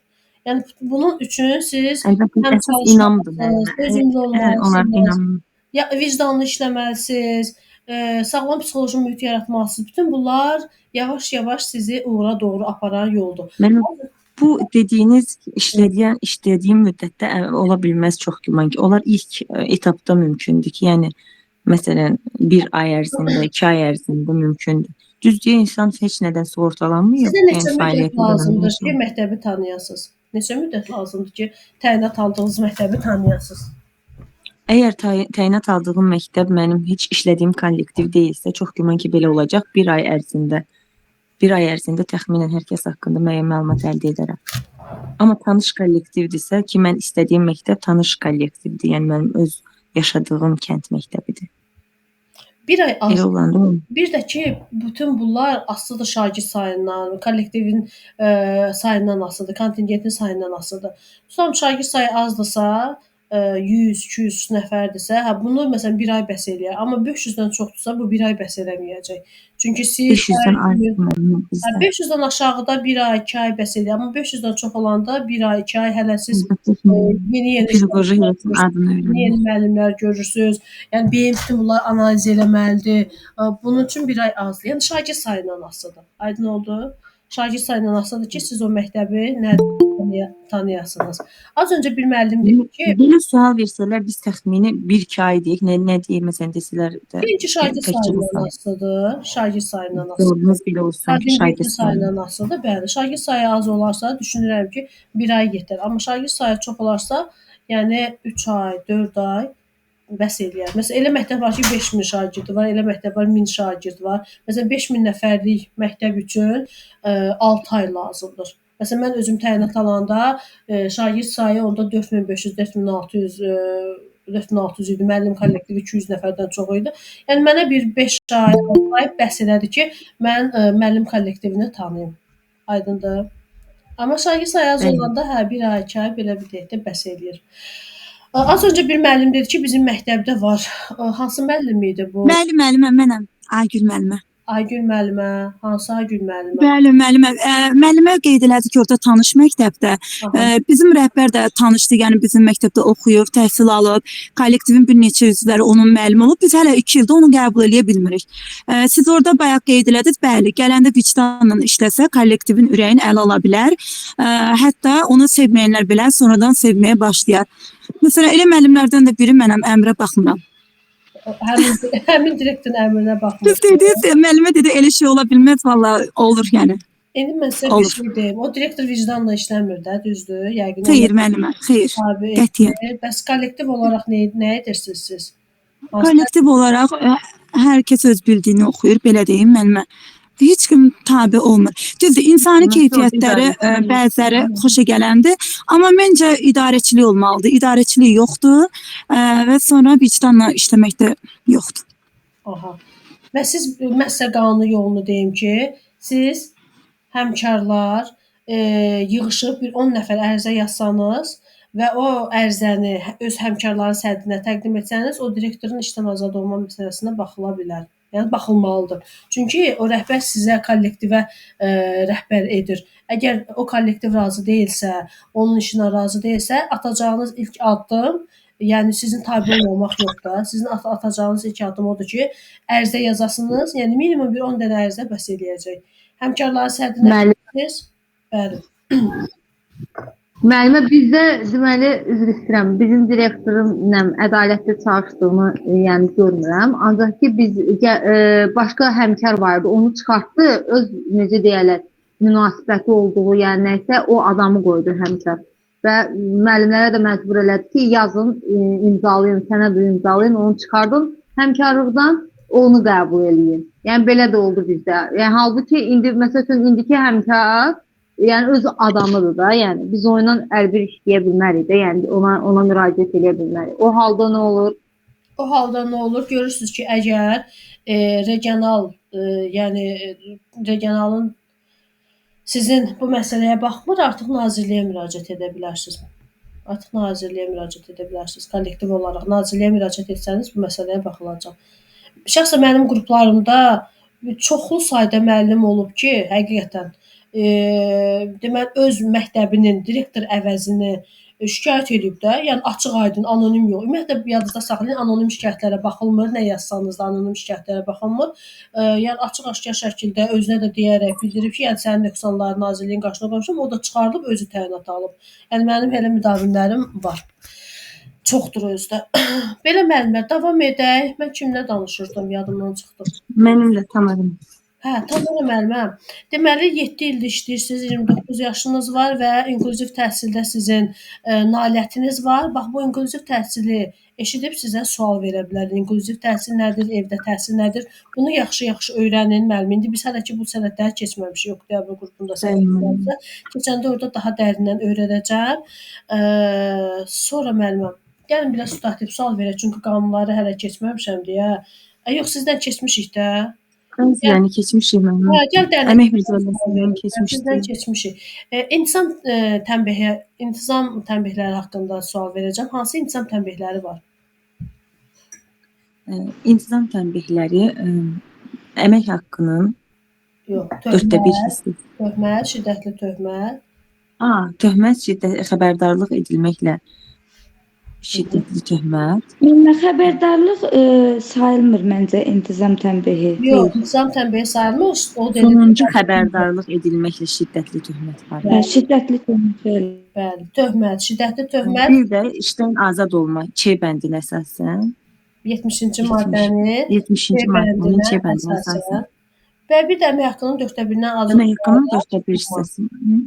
Əmək haqqının 4/1-dən o deməkdir ki, 1000 manat maaş alır müəllim. Onun 1/4, yəni 250 manatından artığı tutula bilməz. Çünki bunun yaşayış, minimum yaşayışı üçün əmək haqqı lazımdır. Dərnəklər nə üçün təşkil olunur? Dərnəklər.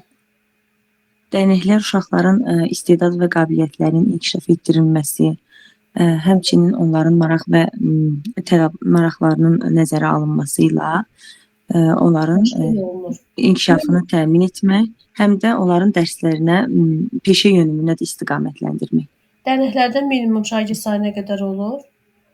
Minimum 8 nəfər olur. Minimum 8 nəfər olur. Birinci yarım ildə hansı halda bağlana bilər dərnək?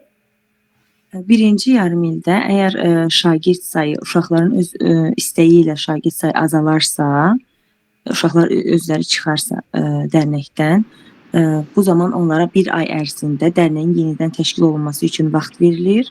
Əgər bərpa olunmazsa dərnək bağlanır. İkinci yarım ildə isə 5 nəfərə qədər şagird varsa davam etdirilir. 5 nəfərdən az olursa bağlanır. 4 nəfərə düşdüsə artıq o dərnək nə edəcək? Bağlanılacaq. Və şagirdlərin davamiyyəti nə qədər olmalıdır?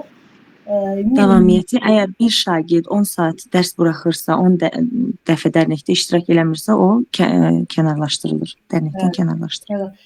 Tamam, yeni intizam qaydaları göndərilib məktəblərə.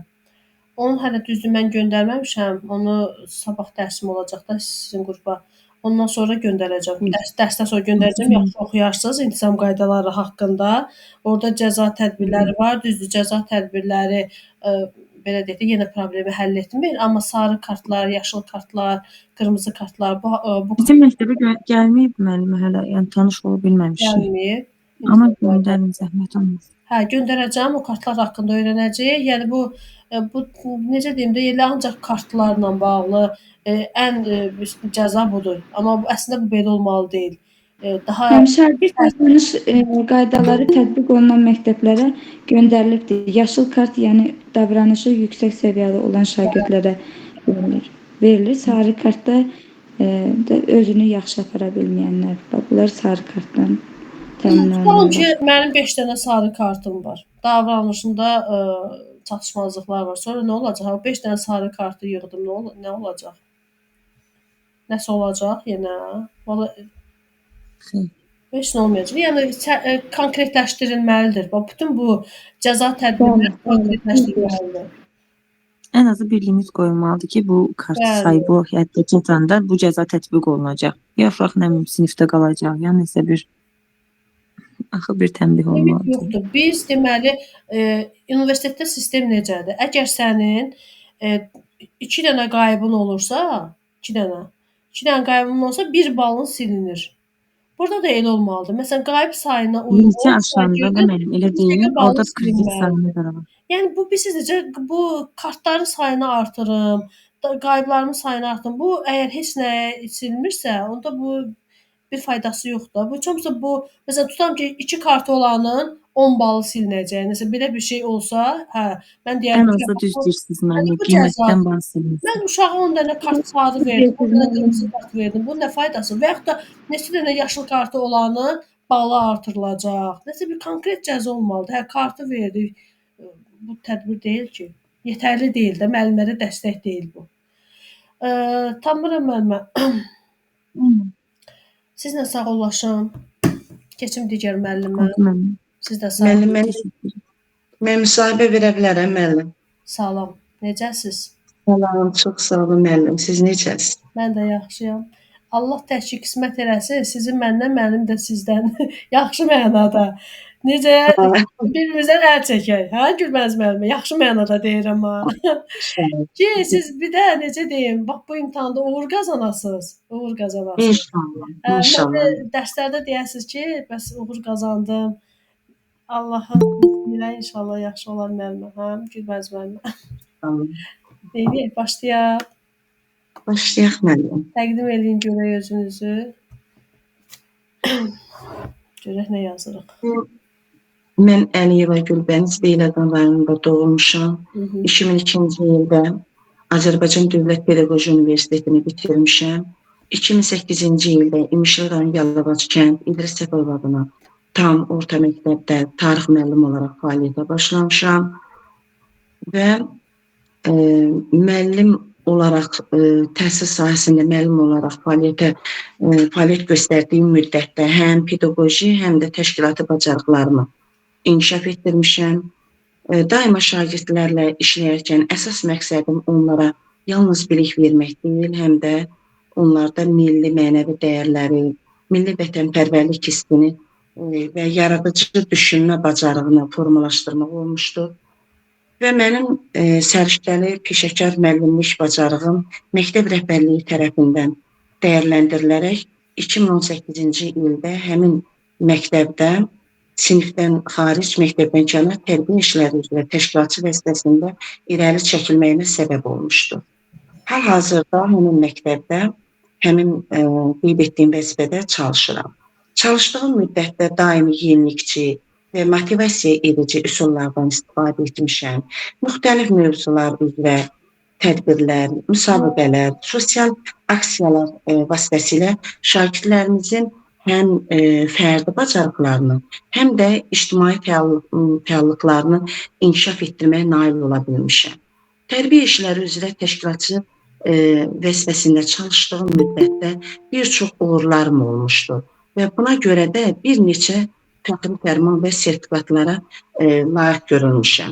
Məsələn, İmişli rayon İcra Hakimiyyəti başçısı tərəfindən Ulu Öndər Heydər Əliyevin irsinin öyrənilməsi ilə bağlı ən yaxşı mühazirəçi adına layiq görülmüşəm və hörmətli başçı tərəfindən fəxri fərmanla təltif olunmuşam.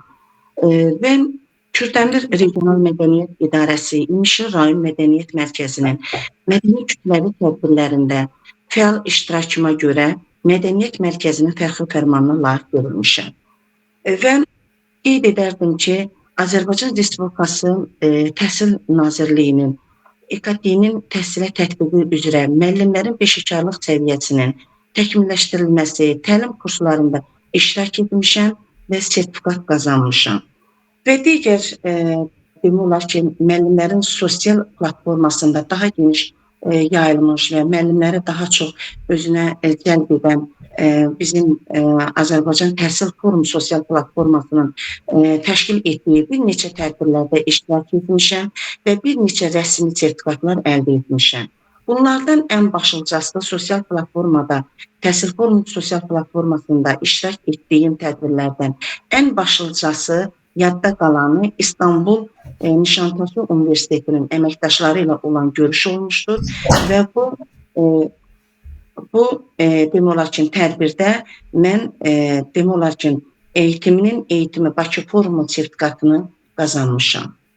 Və mən daha böyük bir əminliklə deyə bilərəm ki, mənim həm pedaqoji, həm təşkilati təcrübəm, idarə etmə bacarığım, inkişaf yönümlü düşüncə tərzim direktor vəzifəsinin tələblərinə cavab verir. Və mənim gələcəkdə idarə edəcəyim, rəhbəri olacağım məktəbin inkişafı ilə bağlı əsas prioritetlərim vardır və qeyd edərdim ki, prioritetlərim bunlardan ibarətdir. Tədrisin keyfiyyətinin artırılması və müəllimlərin peşəkarlıq səviyyəsinin stimullaşdırılması, məktəbin daxili idarə etməsində rəqəmsal yanaşmaların demək olar ki, tətbiq etmək və inkişaf etdirmək, hesabatlılığın demək olar ki, şəffaflaşdırılması, daha sonra şagirdlərdə, daha çox şagirdlərdə fərdi inkişafına yönəlmiş, şagirdlərin fərdi inkişafına yönəlmiş bir çox tərbiyəvi və yaradıcı layihələrin genişləndirilməsi və ən başlıcası günümüzün təhsil gününün tələblərinə, demək olar ki, tələbatına daha çox uyğun olan, hər bir məktəbin daha çox ehtiyacı olan valideynlərlə əməkdaşlığın gücləndirilməsi və məktəb valideyn şagird üçbucağında etibarlı əlaqələrin qurulması və daha sonda 5-ci prioritetim bundan ibarətdir ki, məktəbdə müasir, innovativ və psixoloji cəhətdən sağlam mühitin yaradılması və qeyd edim ki, hər hansı bir müəssisədə sağlam mühitin yaradılması orada inkişafın təməlini təşkil edir. Və sonda qeyd edim ki, direktor vəzifəsində çalışmaqda əsas məqsədim, hörmətli komissiya üzvləri, əsas məqsədim təkcə idarə etmə deyil, həm də məktəbdə sağlam psixoloji mühitin formalaşdırılması, müəllim valideyn əməkdaşlığını gücləndirmək, şagirdlərimizin fərdi potensialının aşkarlanması istiqamətində davamlı sistem qurmaqdır. Mənim idarə etmədə əsasən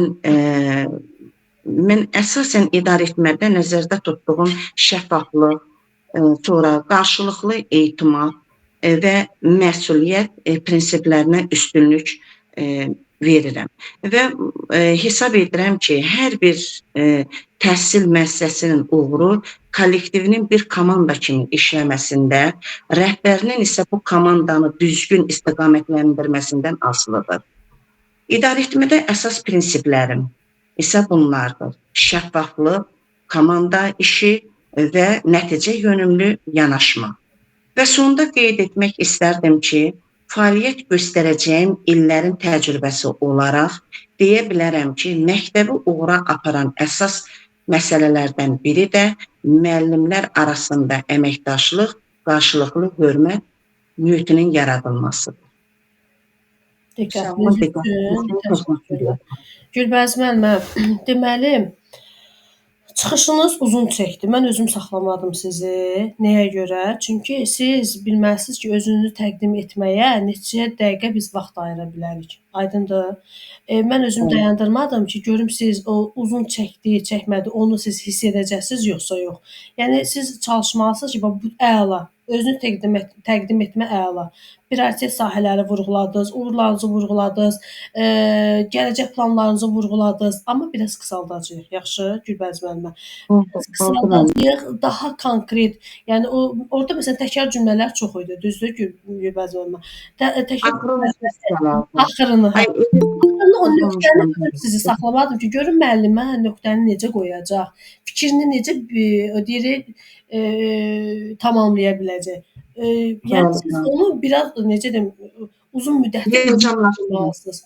Özünüz duymalısınız ki, uzun oldu, qısa oldu. Yəni məsələn özləri saxlasalar ayrı, amma özləri saxlamırlarsa, uzun müddət davam edirsinizsə, bu necə deyim, biraz çox olur da. Yəni özünü təqdim etmək üçün çox olur. Burada bir dənə nəyə vurğulanmırsınız? Təhsil forumunun keçirdiyi təlimdə iştirak etmisiniz, sosial platformanın keçirdiyi. Bir dənə onu demirsiniz, yaxşı?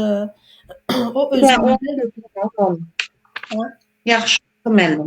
bir dənə onu deməyin orada. Çünki siz dövlət sektorunda direktor olmaq istəyirsiniz, düzdür? Onlara daha maraqlıdır ki, dövlətin təşkil etdiyi hansı təlimlərdə uğur qazanmısınız. Məsələn, bax siz təhsil forumunun əvəzinə Nazirlik qrant layihə keçirdir.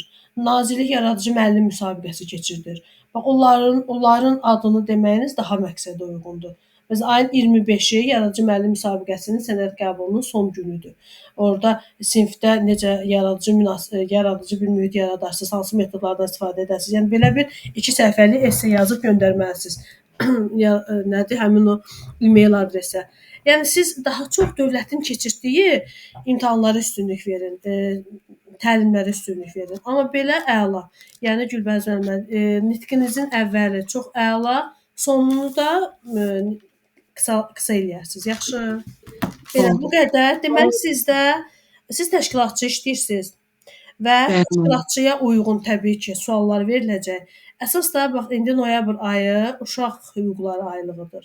Və siz bununla bağlı yəqin ki, tədbirlər təşkil edirsiniz. Artıq planınızda var. Düzdür? Başqırmışsın. Bəli. Ayın neçəsindən neçəsinə qədər uşaq hüquqları aylığıdır? Müəllim, planlaşdırmışam, amma ayın neçəsinə baxmamışam. Ayın deməli başlayacağam 6-sından sonra. Uşaq hüquqları aylığı Bugün başlayıb ki. başlayıb artıq, bəli.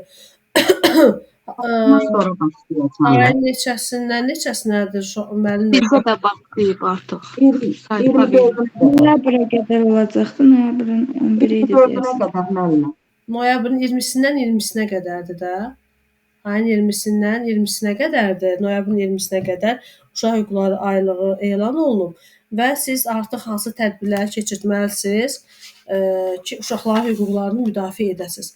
Yaxşı, Gülbəz müəllimə, uşaq hüquqları ilə bağlı mütləq geniş məlumatınız olmalıdır, hansı tədbirləri keçirdəcəksiniz. Sizdə daha çox qarşıda təşkilatçı işləyirsiniz də, sizdə qarşıda hansı tədbirlər var? Bax, təşkilatçıların işə qəbulunda bir dəfə sual vermişlər ki, musiqi günü nə vaxtdır? 18 sentyabr. Öz gələcəyim 18 sentyabrdır, düzdür? Sonra təşkilatçıların işə qəbulunda sual verilmişdi müsahibədə. Nəyə görə Qarabağ Universiteti 20 sentyabrda açıldı? Bax belə bir 20 sentyabr əsrin müqaviləsidir, həm də suverenlik suverenlik suverenlik günüdür 20 sentyabr. Suverenliyin bərpası günü. Yox, suverenlik günü, bərpası günü 18 oktyabrda. Suverenlik günü. Yəni yox, 18 oktyabr nə idi? Müstəqilliyin bərpası günü. Müstəqilliyin bərpası günüdür 18 oktyabr. 28 mayda müstəqillik günüdür, dəyişib respublika günü. Deməli, Gülbəz müəllimə, bax tədbirləri, sonra əsasən də uşaqların gündəliklərində daha dəqiq yazılıb, günbəgün. Məsələn, məsələn Qarşı bir dəfə gün gəlir 8 18 noyabr. sentyabrdır, nə bilim, oktyabrda hansı əlamətdar günlər var, noyabrda hansı əlamətdar günlər var. Bu qeyd etdiklərimiz bayram günləri bilirik. Amma məsəl üçün musiqi gününü ancaq təşkilatçılar bilə bilər də. Çünki o ilə bağlı tədbirlər keçirilir. Sonra biz bu il hansı şairin 100 illiyini keçirdirik? Bəxtiyar Vahabzadə. Bəli. Bax o ilə bağlı nələr eləyirsiniz? O ilə bağlı bax tədbirlər soruşa bilərlər. Əsasən də Konstitusiya və suverenlik ilidir. 2025-ci il Konstitusiya və suverenlik idi. Onunla bağlı hansı tədbirlər keçirirsiniz? Düzdür? Müxtəlifdə keçirdilər. Bəxtiyar Vahabzadənin 100 illiyi. Müəllim Samirə müəllimə, mən müsahibəmə nəsə əlavə edim, nəyisə çıxarım, nəsə əlavə edim, yoxsa tam razısız? Sonunu biraz qısalaşdırın. Əvvəli, ortası yaxşıdır, sonunu yaxşı. Bir də nəyi deməməlisiniz, onu dedim də sizə. Oldu müəllimə. Yaxşı. Qalanı tam razısınız da? Əvvəlindən razıyam, çox gözəl. Və siz özünüzdəki o irəliləşdi hiss edirsiniz. Gülməz müəllim, hər qrupuma daxil olur. Artıq bəlkə bir ildən çoxdur da, hə? Yadıma hər qrupunda, hər açılan yeni qrupda Gülbəniz müəllimə nə yaxşı ki varsınız. Siz də sağ olun. Çox sağ olun ay müəllimə. Neyniyək, başlayaq biraz qanunlardan. Təşkilatçı kimi vəzifələrinizi deyin. Hansı vəzifə? Müəllim, qanunlara hələ keçməyək. Qanunlara gələn dərs başlayaram. Yaxşı. Onda mən konkret vaxta görə keçmək istəmirəm, üzrlü sayın. Yaxşı. Yəni müsahibəni etdim, gələn dərs inşallah cavablandıracağam. Oldu Gülbəniz müəllim. Onda sizlə də sağollaşım, keçin bir müəllimlə də müsahibə götürüm, sonra sağollaşaq. Oldu, sağ olun. Aha, siz də sağ olun, var olun. Alfa Liyes adı ilə daxil olan hansı müəllimdir? Bilirdim, kimdə adı yadımdan çıxdı. Axşamınız xeyir müəllimə. Salam. Hansı müəllimdir danışan? Dürdanə müəllimədir mənim. Hə, Dürdanə müəllimə. Bax, yadıma gəlir ki, bu adla kimsə daxil olub. Yadıma gəlmədim. Müəllimə kim bütün qruplar. Ayıqlam Gülbəniz müəlliməyə dedim. Sizə də deyirəm. Allah siz təyinat alasınız, məndən canınız qutara. Sağ ol. Yaxşı nə deyim, duadır. Yaxşı duadır. Dürdanə müəllimə, neyini təqdim eləmək istəyirsiniz özünüzü? Edək. Buyurun. Deməli, 2000-ci ildə Gəncə Dövlət Universitetinin Biologiya fakültəsini bitirib, təyinat üzrə Ağstafa rayon Yaradıllı kənd əsas məktəbində ixtisası üzrə müəllim işləməyə başlamışam. 2007-ci ildə Ağstafa şəhər 3 nömrəli məktəbi biologiya müəllimi kimi fəaliyyət göstərmişəm və 2023-cü ildə direktor və müavinlərin işə qəbulu müsabiqəsində uğur qazanaraq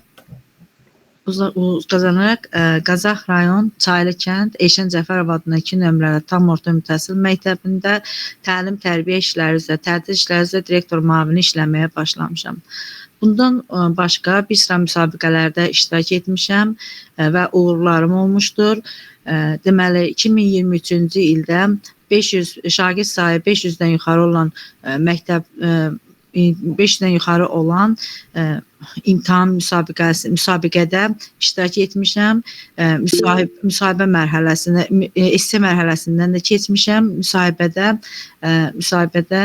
yəni uğur qazanmadım. Səbəbi isə müavinlər imtahanında müsahibədə uğur qazanaraq müavinlik vəzifəsini əldə etdiyim olmuşdur. Əsas səbəb də bu idi. Sonra deməli peşə təmayüllü siniflər üzrə qrup rəhbəri, yəni peşə təmayüllü siniflərdə ümumi təhsil məktəblərində qrup rəhbəri imtahanında iştirak etmişdim. Uğur qazanmışam. 2023-cü ildə qrant müsabiqə, 7-ci qrant müsabiqədə iştirak etmişəm, uğur qazanmışam, lakin maliyyə ayrılmadığına görə mənim layihəm reallaşdırılmamışdır. Fəaliyyət göstərdiyim məktəb məktəbdə tədris işləri üzrə direktor müavini vəzifəsi məlum olduğuna görə yoxdur. Bu istiqamətdə deməli ilk öncə olaraq mən fəaliyyətimi məktəbin SWOT analizə aparmaqla başladım və burada məktəbin zəif və güclü tərəflərini, potensial imkanını, maddi texniki bazasını, müxtəlif istiqamətlərdə şagird potensialını araşdıraraq və konkret addımlar ataraq fəaliyyətə başladıq. İlk öncə nəzərə çarpacaq oldu ki, bizim məktəbdə ciddi olaraq şagirdlər arasında ayrı seçkiliyin daha çox uşaqların qəlbində bir mənfi cəhətdən kök salması olmuşdur. Bu istiqamətdə ilk addımları apardım. Eyni zamanda müəllimlər otağında müəllimlərlə mütəmadi olaraq təlimlər keçirdim və hal-hazırda da keçirirəm. Məktəb kollektivi çox gözəl kollektivdir. Yəni mənim bütün yenilikləri tətbiqində tam dəstəkləyirlər. Ona görə də peşəkar müəllimlərimiz var. Yüksək bal toplayan müəllimlərimizin sayı daha çoxdur. Açıq fikirlidirlər. Yeniliklərə açıqdırlar və onlar hər bir halda mənfi nöqsanları qəbul edirlər, zəif cəhətləri qəbul edirlər və o istiqamətdə görəcəyimiz işimizlərimizə dəstək göstərirlər. Mən fəaliyyət göstərdiyim ildə müşahidə etdim ki, məktəb daxili qiymətləndirmə məktəbdə düzgün aparılmır. Buna görə də müəllimlərin apardığı qiymətləndirilmə və Dövlət İmtahan Mərkəzində şagirdlərin aldığı nailiyyətlər arasında ciddi fərq olduğuna görə deməli işə başladığım ildən 3 müəllim, sonrakı ildə 5 müəllim, sonra 3 müəllim deməli bunlara region tərəfindən izahat yazılması tələb olunurdu. Və bu istiqamətdə monitorinqlər təşkil olundu, müəllimlərlə mütəmadi təlimlər keçirildi və bu monitorinqlərin təhlilləri pedaqoji şuraya qaldırıldı və görüləcək işlərin istiqamətləri müəllimlərə müəyyən olundu. Yəni burada hansı istiqamətdə düzgün fəaliyyət göstərmirsə, onlar müəyyən olundu. Məktəbin zəif cəhətləri, müsbət üstün cəhətlərini aşkar edərkən, yəni SWOT analizi apararkən digər tərəfdən müəyyən etdik ki, fərqlənmə attestatına layiq ola biləcək şagirdlərimizin deməli, xarici dil fənnindən onların mütəmadi maneələri olmuşdur. Bu istiqamətdə də yenə monitorinqlər, sorğular aparıldı. Məktəbdə həm şagirdlər, həm də müəllimlər arasında müəyyən olundu ki, akademik nailiyyəti yüksək olan müəllimlərə dərnək və dərsdən kənar fakultativ deyək, dərsdən kənar məşğələ dərsləri verilir. Burada da yüksək nəticə və nəticəsi yəni nəticə verə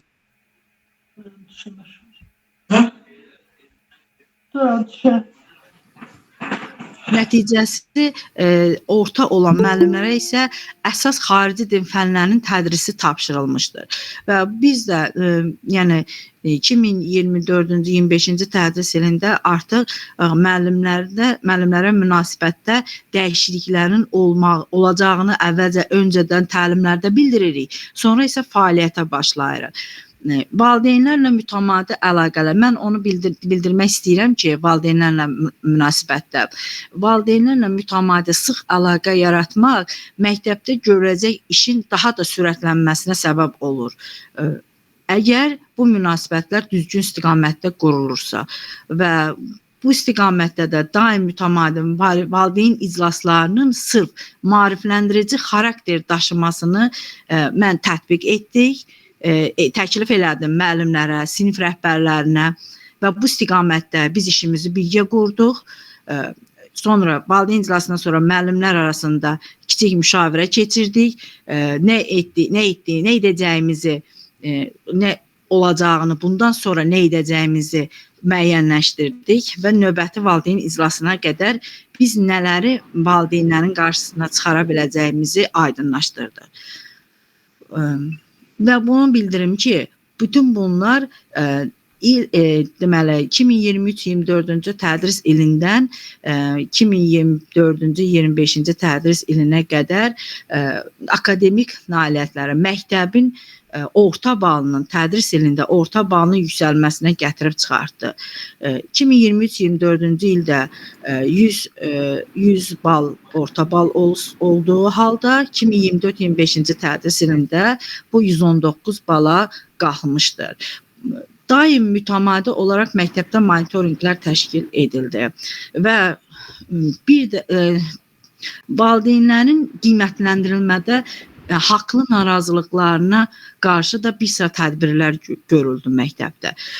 İlk öncə kiçik summativ qiymətləndirilmədən narazı olan valideyn və onun övladının, yəni şagirdin istəyi, tələbini reallaşdırdıq və bunu qiymətləndirməni yenidən təşkil etdik və müəllim tərəfinin haqlı olduğunu valideynin özü gördü, özünə sübut etdik sanki. Bundan sonra deməli, məlumdur ki, məktəbimiz şagird sayı 500-dən yuxarı olduğuna görə bəzi qiymətləndirilmələri nəzarətdən yayındığını müşahidə edəndə buyurun mənim. Deyəcəydim Samirə müəllimə burada. Yox, bir dəqiqə. Müəllimə bu təqdimat deyil, hesabatdır. Bir dəqiqə olar müəllimlər. Bax, sizin müsahibədə də belə hövsələlərinizi yoxlayacaqlar. Mən baxıram, bayaqdan yazırlar, özünü təqdim etmə deyil. Yəni, müəllimlər, biraz səbirli olmaq lazımdır. Hər halda bunu mən bilirəm ki, təqdimat deyil. Mən özüm müəllimin səsini yarı kəsmirəm ki, o öz fəaliyyətinin nəticəsini desin, mən ona istiqamət verəcəm. Bax, orada çoxlarınız yazırsınız, düzdür. Siz inanın ki, müsahibədə sizi elə hövsələdən çıxardacaqlar ki, belə emosional, psixoloji sabitlik göstərmədiyinizə görə sizə heç o, necə deyim, əhəmiyyət verməyəcəklər də. Elə sizi yola salacaqlar, çıxıb gedəcəksiniz. Mütləq yadınızda saxlayın, emosional sabitliyi qorumalısınız. Mən təbii ki, bilirəm bu hesabatdır, öz fəaliyyəti, bu təqdimat deyil. Dürdanə müəllimə, mənə bir sizinlə qaranlıq qalır. Siz özünü təqdim etməni bilirsiniz axı. Niyə siz öz fəaliyyətinizdən danışdınız? Hə? Müəllimə, adını soyadını demədi. Bir dəqiqə. Hə, ay Dürdanə müəllimə, bilirdiniz axı siz özünü təqdim etməni. Siz müavin təyinat almısınız, siz o müsahibələrdən keçmisiniz. Amma bu sizə sual versələr ki, baxın 2 ildir işləyirsiniz də səhv ya 3 ildir. 3 ildir, bəli. 3 ildir, düzdür? Yəni sizə sual verir ki, bu 3 il ərzində nə iş görmüsünüz? Hə, bax bunları qəşəng sadalayın. Həqiqətən də 3 il ərzində görəcəyiniz işlər çoxdur. Və yaxud da sizə sual verirsə ki, hansı sualı istəyərdiniz ki, biz sizə verək? Məsələn, deyin ki, fəaliyyətiniz haqqında danışın. Onda başlayın, bax, bu fəaliyyətiniz haqqında nə iş görmüsünüz? Əladır. Yəni, 3 il ərzində çox yaxşı işlər görmüsünüz.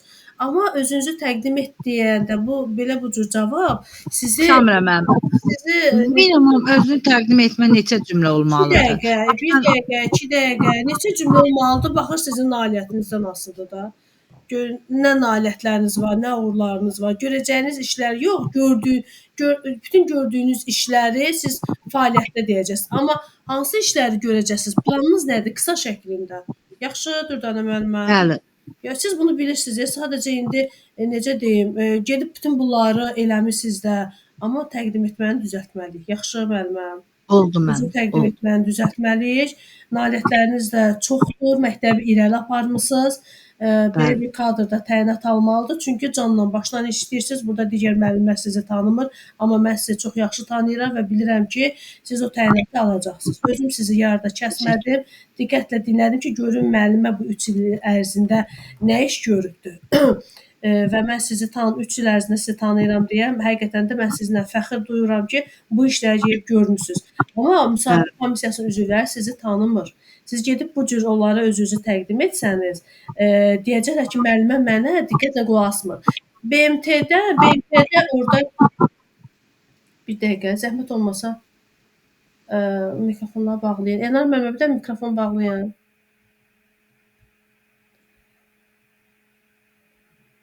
BMT idi də. Deməli, orada vakansiya elan ediləndə müəllimlər, beynəlxalq vakansiya elan edəndə deməli nə bilim bəlkə də mindən çox, milyondan çox bəlkə insan qeydiyyatdan keçir. İlk öncə hansı insanların hələ CV-ləri qəbul olunur, yadınızda saxlayın. O insanların CV-ləri qəbul olunur ki, CV-ni düzgün doldurublarsa. Məsəl üçün birinci yazıblar ad, soyad, kim birinci soyad, ikinci adı yazırsa onun CV-si qəbul olunmur. Niyə görə? Çünki orada diqqət yoxdur. Diqqət yoxdur. Yəni beynəlxalq vakansiyalarda birinci CV-nin doldurulmasına önəm verilir. CV-ni düzgün doldurmayan şəxsin ikinci mərhələyə buraxılmır. Ona görə suallara konkret cavab verək. Yaxşı. Müəllimlər, demək olar ki, gecdi. Konkret də mövzu verməmişəm. Həftənin birinci günə konkret mövzu verəcəm. Ümumi təhsil haqqında qanun, bir də təhsil haqqında qanun. Bir də substantiv suallar göndərəcəm, özünü təqdim etməyə də nümunəsi göndərəcəm. Hazırlaşın, həftənin birinci günə artıq konkret qanundan, bir də substantiv suallar da ki, onu qabaqcadan da göndərəcəm. Amma siz belə özünüz substantiv sualların qarşısında, necə deyim, tam hazırlıqlı olmalısınız. Ona görə də müəllimlər, konkret mövzunu verirəm, substantiv suallardan da göndərəcəm. Hazırlaşın, həftənin birinci günə qədər yaxşıca hazırlaşın, dərsimiz olacaq. Nəticəsi yüksək olan müəllimlər və direktor müavin təşkilatçı işləyən müəllimlər bu birinci gündən açılan qrupuma daxil olsunlar. Amma hansı ki, direktor müavini işləyir, diaqnostik balı aşağıdır, hələ bilmir sənədləri qəbul olacaq ya olmayacaq. Bu müəllimlər üçün də narahat olmayın. Sizlər üçün də qrup açacağam. Hansı ki, bu sənəd qəbulunda müsbət cavab gələcəksə, sizlər də onda həmin qrupa daxil ola biləcəksiniz. Yəni 2 dənə qrup açıram. Birini indi açıram, birində noyabrın 11-dən sonra kimlər ki, qrupa daxil olmaq istəyər, onlar üçün açacağam. Gecəniz xeyrə qalsın. Hər birinizə uğurlar arzu edirəm. Xeyirə qarşı müəllimə. Sağ olun.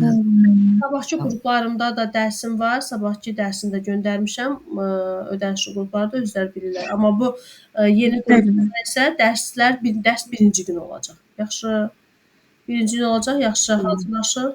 Gecəniz xeyrə qalsın. Xeyirə müəllimə. Xeyrə qalsın. SC-dən keçib, müsahibədən keçib, hələ təyinat almayan müəllimlər narahat olmayın. Sizin də bir şansınız, yüksək şansınız olacaq. Bura qədər səbir eləmisiniz. Yəni valla mənim əlimdən heç nə gəlmir. Yoxsa mən sizə dəstək olaram. Yəni mənim əlimdən gələn bir şey yoxdur ki, siz bu qədər cavabı gözləyirsiniz. Amma mən inanıram ki, sizin üstünlüyünüz çox olacaq. Müsahibədə sizin üstünlüyünüz çox olacaq. Oldu. Sağ olun. Bizdə də xaçmaza gəlmə bax hələ nə vaxtsa sağoluşlar şimdi.